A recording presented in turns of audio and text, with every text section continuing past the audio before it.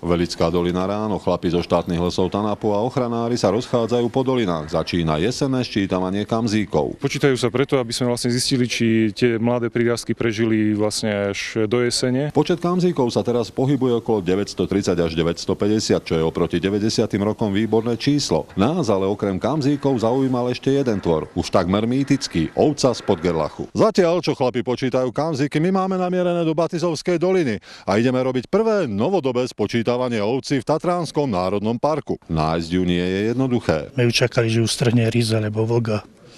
Zatiaľ prežíva. No hej, ale kde? S kameramanom Jarom sme sa rozdelili. A ovcu ste náhodou nevideli? Zatiaľ nie.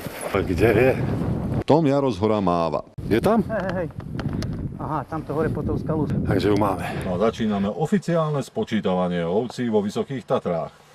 Jedna. Musíte sa k nej približovať ako k divej. Je plachá, statná, má v sebe akúsi tatranskú hrdosť a veru preberá aj kamzíčie pohyby. Len pre porovnanie. Pustila nás naozaj blízko. Už teraz ani nie 10 metrov som. Ťažko povedať, aký bude mať osud, ale zatiaľ platí. Máme asi 950 kamzíkov, viac ako 1000 svišťov a jednu ovcu. Z ešte stále slnečných Vysokých Tatier pre televíziu Jožo Kubáni.